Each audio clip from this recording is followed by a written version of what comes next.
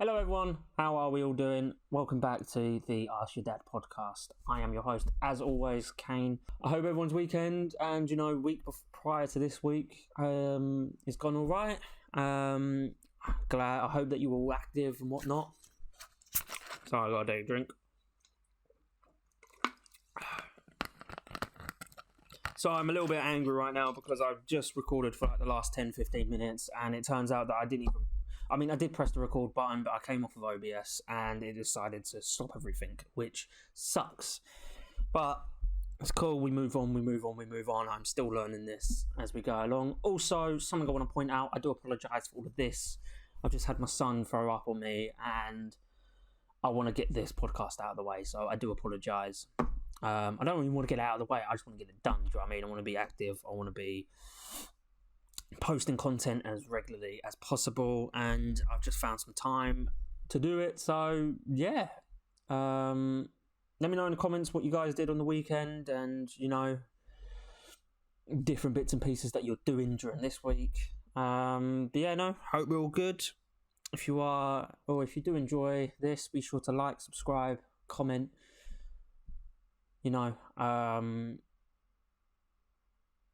yeah, so if you do enjoy this, be sure to like, share, comment, subscribe, follow, all the usual standard bits and pieces that everyone fucking says, but it's all good. We are now officially on Spotify, YouTube, and Amazon Music.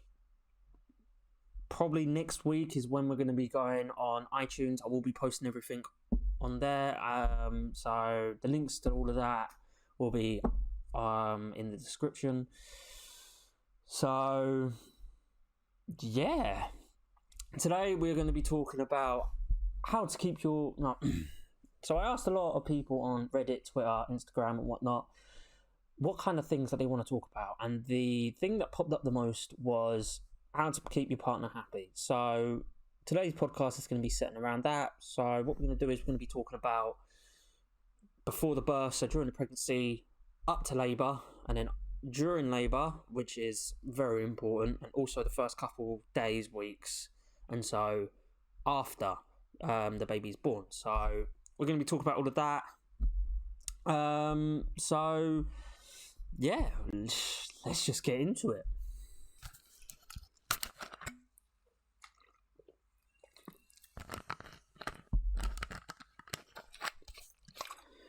So before we start, actually, just quickly, I'm just going to point out that these are all just my opinions. If you've got any other kind of things that you want to add or things you agree or disagree with, let me know in the comments. I'm up for a little debate, and also I'm here to learn as well. If you've got any more kind of ideas and stuff that you feel like helped, then I'm all up for it. So anyway, other than that disclaimer, let's get into it.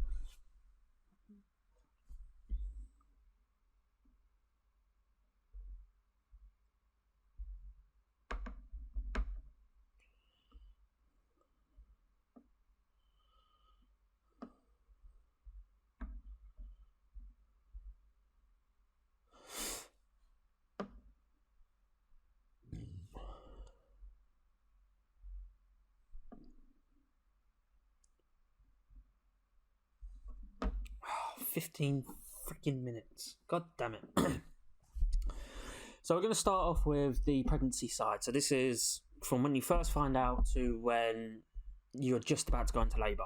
So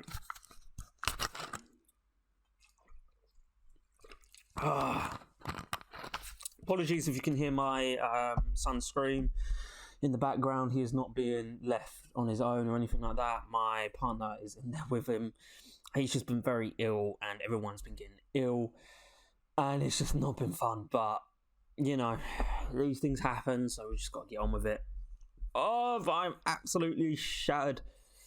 He hasn't been sleeping properly and it's just been, I can't wait for him to actually get a decent night's sleep, if I'm honest. So, but anyway, pregnancy side. So first and foremost, I think that this is something that needs to be said is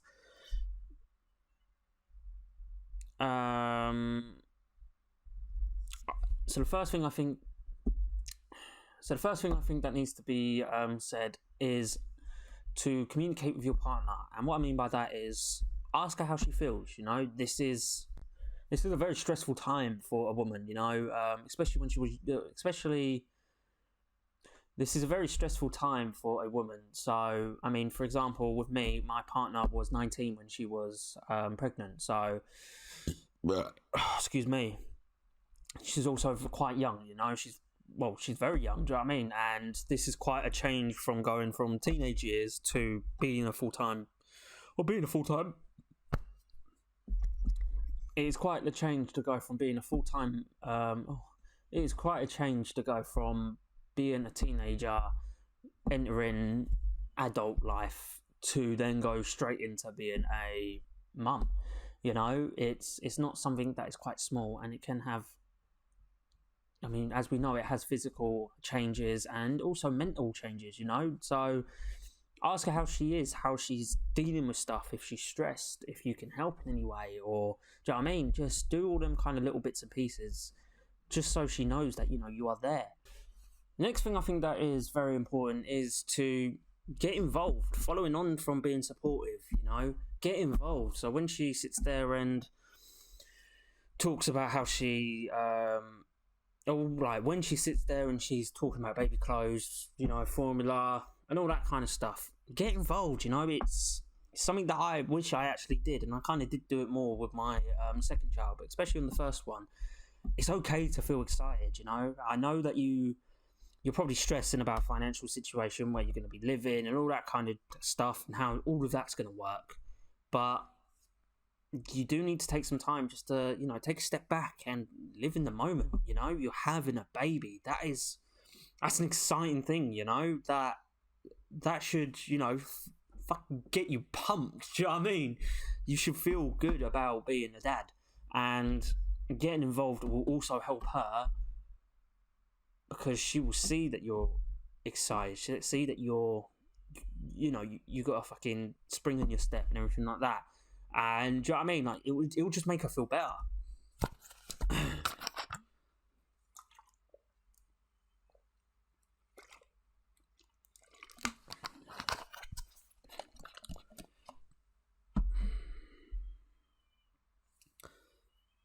One thing that my partner wishes that I did was do research.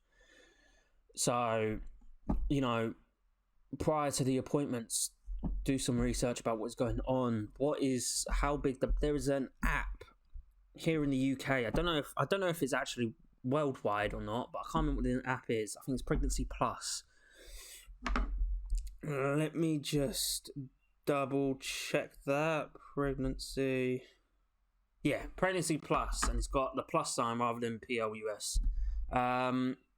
It's very informative, and it has a little bit about the men's side, but you know, it shows you different the weights, what's going on in that week, what's going on in that day, and it has articles and stuff which may potentially be useful.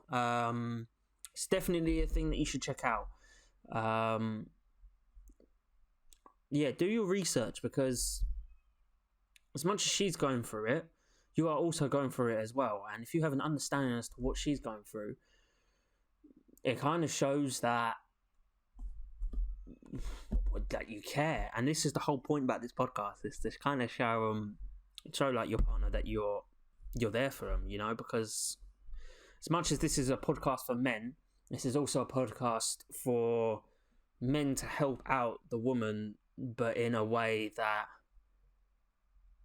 the man, it's not necessarily that they have to do it or anything like that. It's more of I don't really know how to explain it, but it's like in a way that they can do it because they want to. It's not necessarily that they have to and all that kind of stuff, because I don't want that to be the case, you know.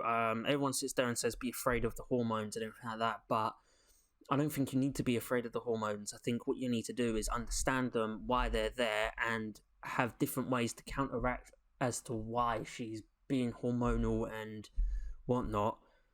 And then you can sit there and, you know, discuss it in a better way. I mean, me and my partner, especially in the first pregnancy, we had so many arguments because she would sit there and say, "Oh, I'm hormonal," and I'm not gonna lie, I didn't really believe in it. Do you know what I mean? I didn't really, I didn't have the tools, and I didn't do the research enough to understand what she's actually going through, and how much of an effect it actually does on the moods and everything like that. And then whereas with the second baby, I've done my research, I've done all my bits and pieces to know that it's part of the process, and I have my own different ways to counteract it. You've got to take a breath and everything like that. But I mean, we're going to get into that in a little bit anyway. But it's just a thing of where you need to do your research just to understand, because then it can help your relationship out. I mean, pregnancy can put a lot of stress on partners, or on relationships. Sorry, it can put on a lot of stress, and if you can try to stop the stress, one, because you don't need it, you're going through all your different bits and pieces, you're stressing about work, stressing about, I don't know, the fucking mother-in-law, it could be anything like that, do you know what I mean? You're stressing about all of that. Two, she doesn't need it because she's carrying a child, and what she feels, the baby feels. Three, you both don't need it because you both need to be there for each other, and that's not necessarily sitting there saying that she's not there for you, because I'm going to be doing another podcast, probably a small little one, of when or how the woman can be going from the man.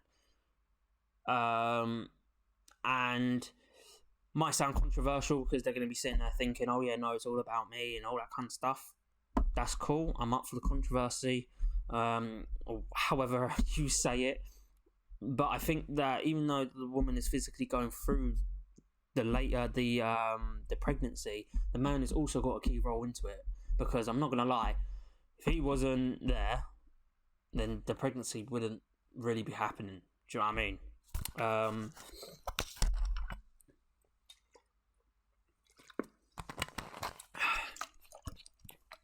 Next one that I think needs to be addressed is sex will change. It's not going to be an easy thing, she's not going to be able to do things that she could do beforehand, and you need to basically sit there and accept that. It's not a thing that can really be discussed. She could be potentially in pain, she could potentially be just tired, her back's hurting, her feet are swollen, she can't be asked. I mean, it's something that you need to just take in consideration. It's just a small little quick brief one.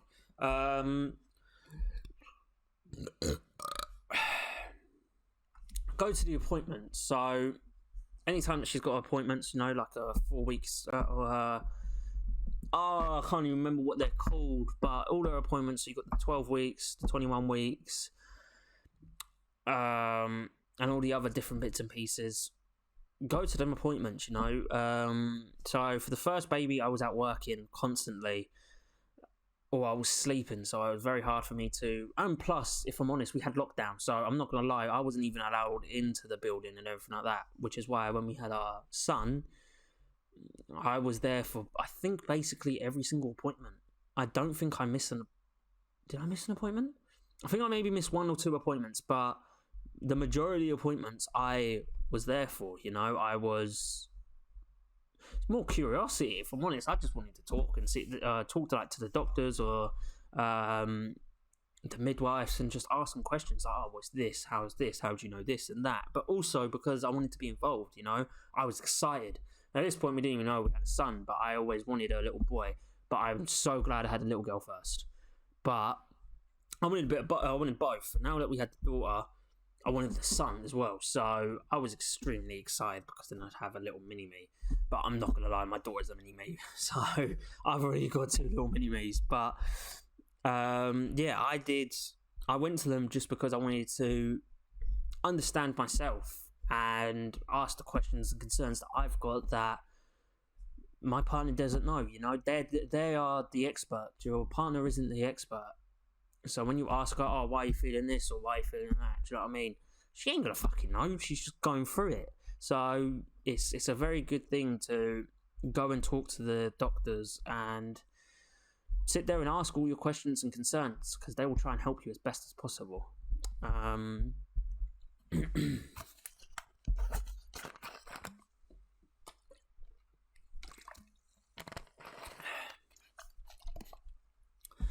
Moving on to the mid to lateral stages of the labour, she will start to get hormonal, as I've already previously explained. So anytime that she starts getting angry and all that kind of stuff, first thing you need to do is remember that it's probably not against you. It's more likely stress and the hormones inside of her, going around. So what I would advise to do is take a breath, remove yourself from that situation. So for me, it was go out for a cigarette. That was how I removed myself from the situation. Now, whether that is you just need to go to the wee, just take a breath, go to the toilet, or, you just need to go for a walk or go for a drive, whatever works for you. But if you want to, how do I say this? If you want to sort out the problem in an effective way that has minimal stress, minimal anger, minimal potential of things getting said out of context and everything like that, take a breath. Now, having said that, she's hormonal and everything like that, this may sound controversial, but she has to take some kind of responsibility. So if she's like going off, you've done nothing wrong, do you know what I mean? Like generally nothing wrong. You need to sit there and say to her, why are you going off at me? Do you know what I mean? Like why are you making this into a big deal, or why are you making this into something that doesn't need to be? Why aren't you talking to me? Do you know what I mean? It's very much how a woman wants you to talk to them, and you can't be angry at them. At the same time, they can't be angry at you for no reason. Do you know what I mean? It works both ways, and I'm just trying to keep, I'm playing devil's advocate. Do you know what I mean? If you haven't done anything wrong, go out and take a breath, or tell her that she needs to go and take the breath, remove herself from you so you can come back to it in a more productive and calmer state, so that then you're able to deal with the problem a lot better than just being at each other's throats. Because as I said before, no one needs it. Like, no one generally does need it, and if you can just try to stop that, then life will be sweet. Do you know what I mean? And everyone wants a sweet life,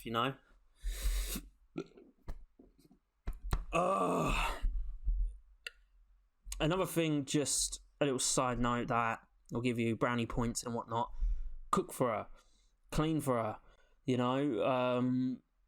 give her back massages, give her foot massages, you're there to look after her. And I know that there are times where you come in hard after a long hard day and the place is a fucking state, and you're just there like, I just want to chill.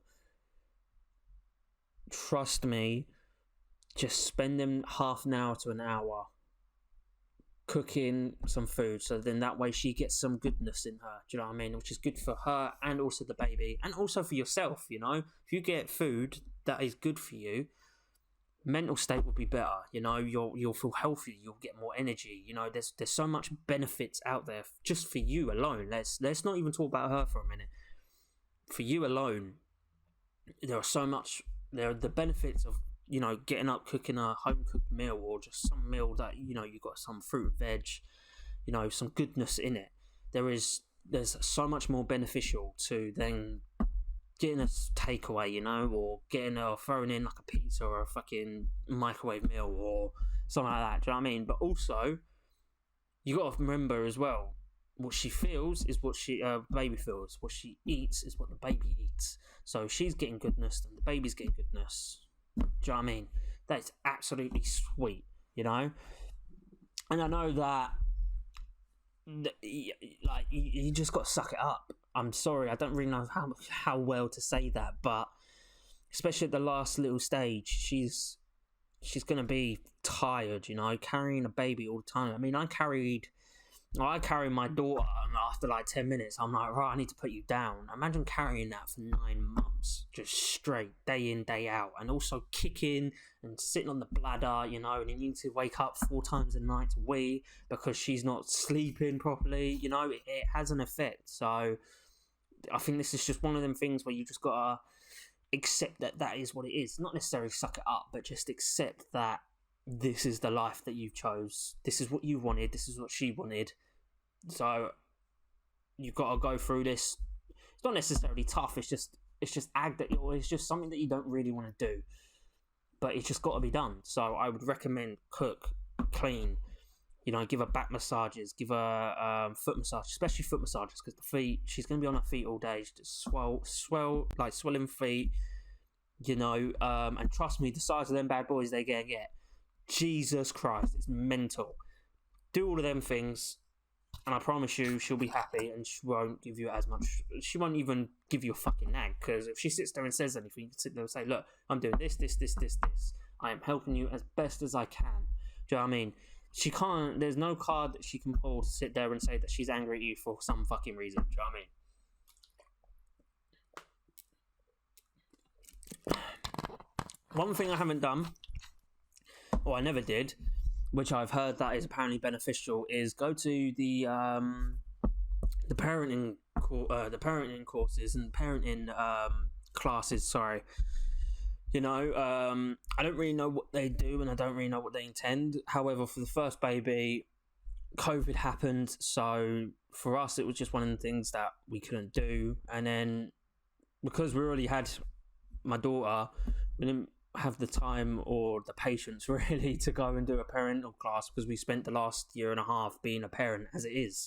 So for us, it was just something that we never got the opportunity to do. So I don't know, just have a little look online. I'm pretty sure they can be actually free. You've got some courses that you can do that are, well, not even some courses, some classes that you can do for free. So if you're like struggling, or you've got any kind of like anxiety or stress in regards to being the parent, try and do them courses, and also look on YouTube. I mean, I know there, as I've sat there and said before, there isn't a lot out there, but there is some. Do you know what I mean? It's better than nothing, so it can give you a kind of an understanding of what way you need to go. So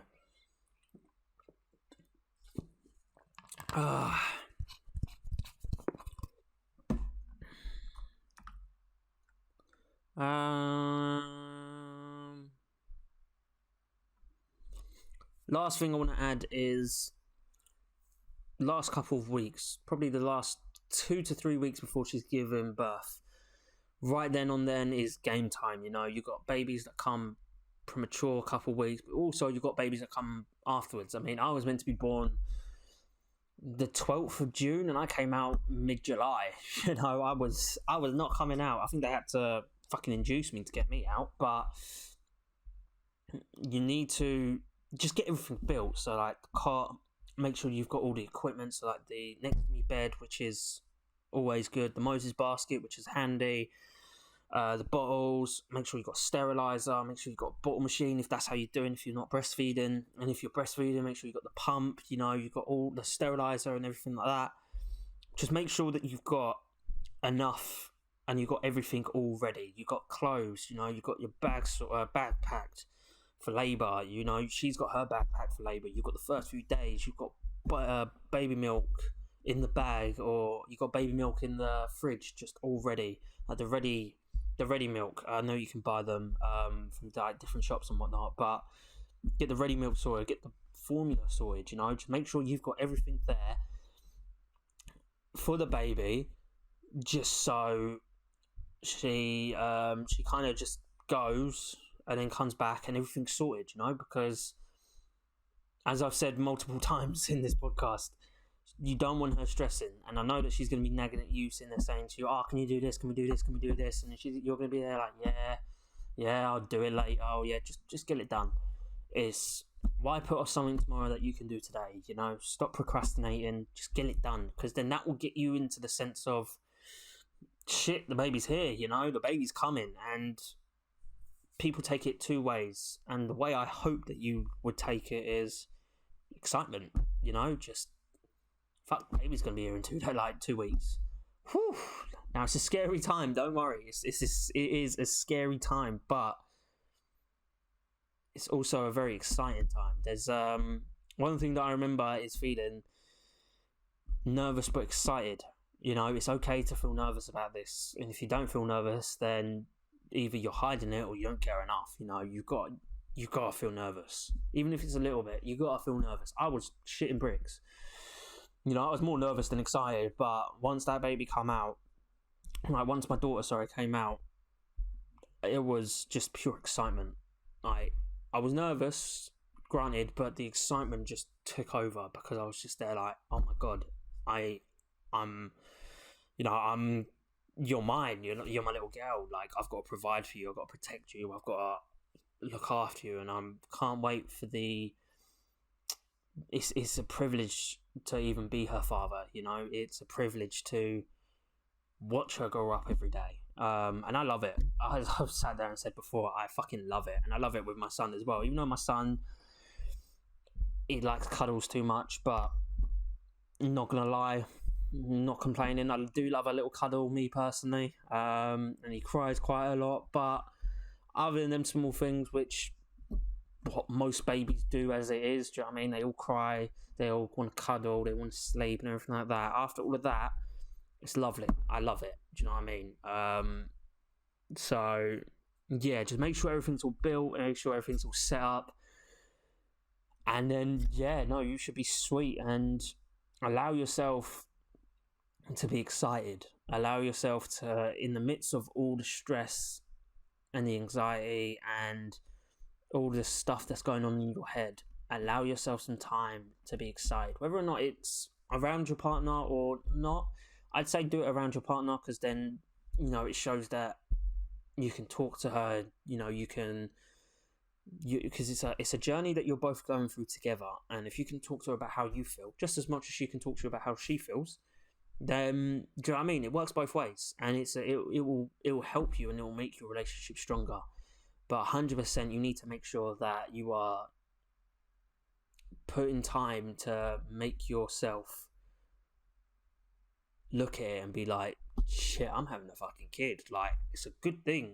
As much as it's a nervous thing and everything like that, it's a privilege to have kids, because there are a lot of people out there who can't have them. So, it's not something small, but you need to be excited for it. Do you know what I mean? So anyway, I'm rambling on a little bit. Now, we're going to be talking about during labour. Now, I ain't really got much about this,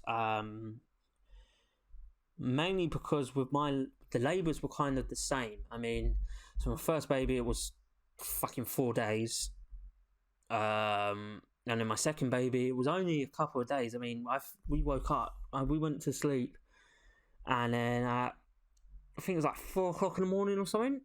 They sat there and said, right, baby's going to be coming. And I was like, I'm sorry, what? I was like half asleep, about to, I just rolled over to go back to sleep. And then I hear just them words. And I'm like, oh God, okay, I'm going to be a dad again in the next half an hour. So, yeah, I haven't really got much. So if you've got any other kind of things to add and whatnot, put them down in the comments. Give me a little message. Do you know what I mean? I might make a follow-up in a couple of weeks' time or something like that, just to go over. So first and foremost, sleep. You need to get as much sleep as you can. Do you know what I mean? I passed out. So my partner on the first baby had a hemorrhage. 10 doctors came in. I didn't sleep for 4 days. It wasn't because I looked at the baby, because I'm pretty sure that is a myth, because I had a little look when the baby was coming out. I didn't feel anything. Do you know what I mean? If you've got a light stomach, then maybe that will make you faint. But me personally, I was more intrigued as to what it looked like. I know how weird and disgusting that sounds, and I do apologise for that. But I was like, all right, fair enough. Do you know what I mean? And then once I looked, it was sweet. I didn't sleep for 4 days, and I ended up passing out for about 5 hours when she was losing blood and could have potentially died. So it was a thing where just get some fucking sleep. It doesn't matter if it's 5. It doesn't matter if it's like 2 hours, 3 hours. More sleep is better than none. Whereas with the second baby, I slept for fucking like 5 hours, 6 hours, and they were like going around me because I was on like a beanbag on the floor, and they were all going around me and all that kind of shit, and I was just oblivious to all of it. So yeah, get some sleep because you're gonna need it. And once this baby comes, the first couple of nights when you're starting to get through your, like, you know, you're doing the routine, you're starting to understand how the baby works, and you know, all of that bits and pieces, you're gonna need it. Do you know what I mean? It's a stressful time, and if you're tired and you ain't slept, you're gonna be angry and you're gonna be taking out your emotions at the kid, at your partner. Do you know what I mean? You might end up potentially resenting them a little bit because you feel like you can't do anything, or you feel like, yeah, not even that, like you can't do anything. Do you know what I mean? Like you're struggling, and you're going to try and take it out on them, or potentially take it out on them just by, like, you know, shouting, screaming, or just raising your voice or something like that. Do you know what I mean? And it's just something to put, like, it's just something for you to do to make sure that doesn't happen. Do you know what I mean? Another fundamental one, I believe, is to make sure that the house is spotless when like, you know, when mum and baby come. Make sure it is spotless, because the mum is always going to be stressing about, oh shit, is it not clean, is it not this, do you know what I mean?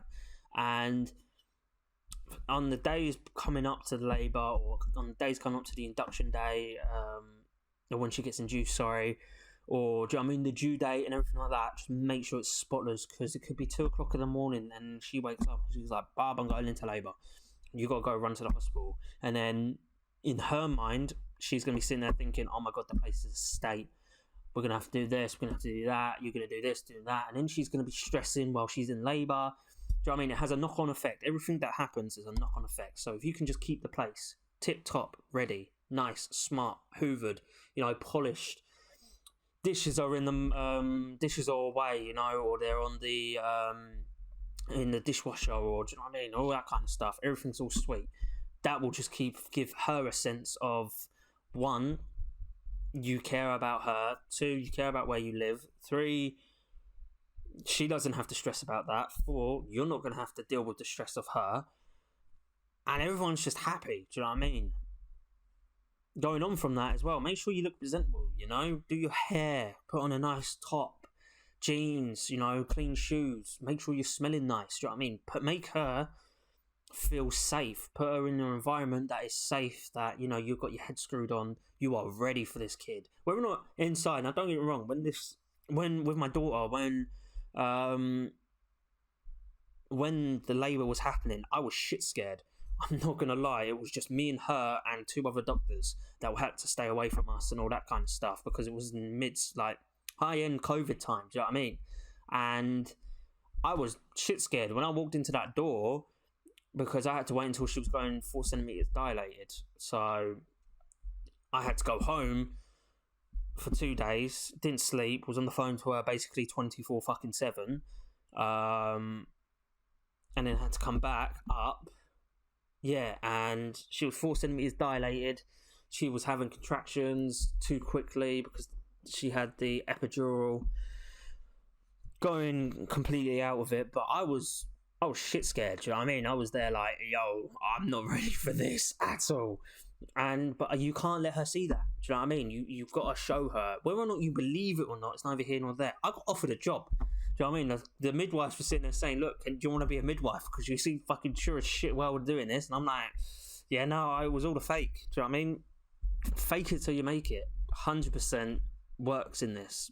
So make sure that she feels like she's looked after, that the baby's going to be looked after. Everything's going to be sweet. Do you know what I mean? You can't have her thinking that, you know, you're not going to be there for her. And then finally, we're going to be talking about finally, now we're going to be talking about what you should do after the baby's here. So this is for the first week, 2 weeks, when you go back to work, and the routines start to come about.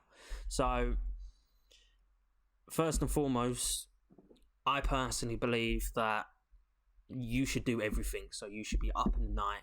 You should be changing the baby's bum. You should be making the bowls. You should be cleaning. You should be cooking. You should be doing literally everything. That woman has just given you a baby. Do you know what I mean? The least you can do is fucking do everything. She should be in bed recovering. I've just dropped my drink, but well, she should be in bed recovering.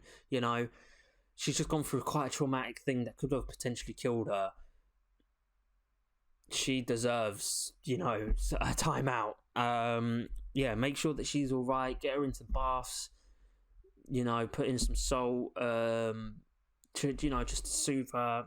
Make sure she's drinking a lot, eating well. Try to give her as less stress as possible. So obviously, if you do need the help, or you just need 5 minutes away from the kid. Do you know what I mean? That's cool. So for me, for example, there was times where I needed a fag, and I said, "Okay, Bub, do you just mind just taking her?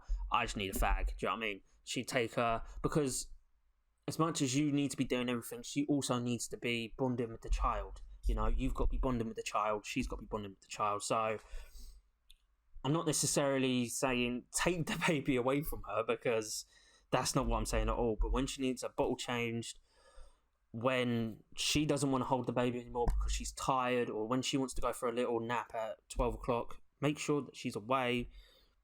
Or not necessarily away, but make sure that she's not near the baby, because, she needs that time and rest. So,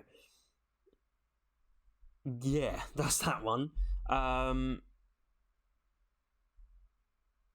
Another thing as well is try to get her out after she's given birth. There's been a lot of a lot of stuff. So if how do I say this? So if you not necessarily most women, but in my experience, a lot of women that have been given birth, they don't really want to go out with a baby, and that just could be because she's scared. There could be all kinds of different reasons, and it really does help when she starts getting out, getting on buses if she needs to, putting herself in potential situations where the baby might need to get fed, or the baby might need a bum change, and it just gives her that confidence, just to be able to sit there and say, look, I can do this on my own. I don't need no one. Do you know what I mean? And don't get me wrong, the help is always going to be appreciative, whether it's you, whether it's her mum, whether it's your mum, your dad, her dad, aunts, cousins, nephews, doesn't matter who.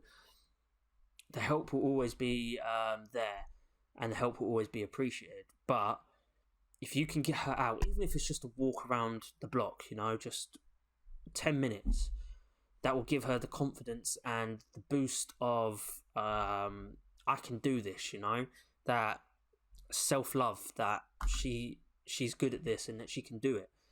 And that will help her big time, because with our first baby, I know I keep referring to myself, but it's just from experience, and I'm trying to give you guys as much help as possible. So with our first baby, my partner got postpartum depression, and it was, I think, if I'm honest with you, it was mainly the fact that she wasn't going out.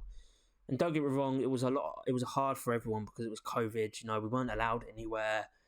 I mean, my mum and dad had to come down and take my daughter and go for a little walk with her just to see her. It was a time where you weren't allowed to see anyone. You weren't allowed to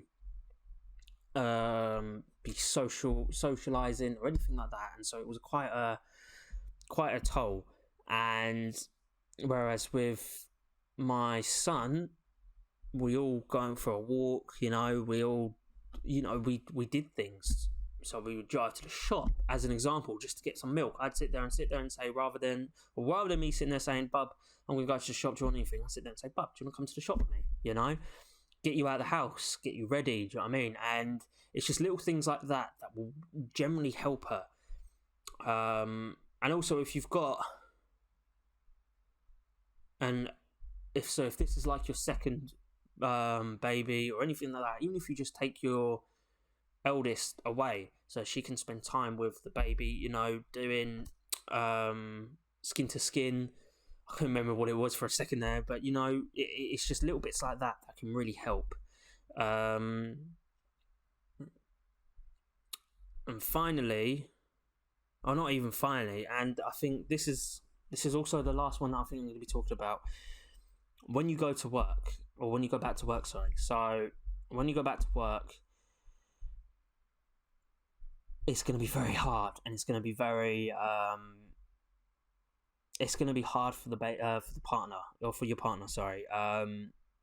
So what I did was, first week and a half, I did everything. You know, my partner didn't do anything, and then towards the end of that last week, slowly but surely, I would get her to do pretty much everything, because I'm going back to work, and I didn't want her to be sitting there thinking, shit, I don't know how the fuck to do this, I don't know how to change baby's bum, because it's things like that that you overthink, you know.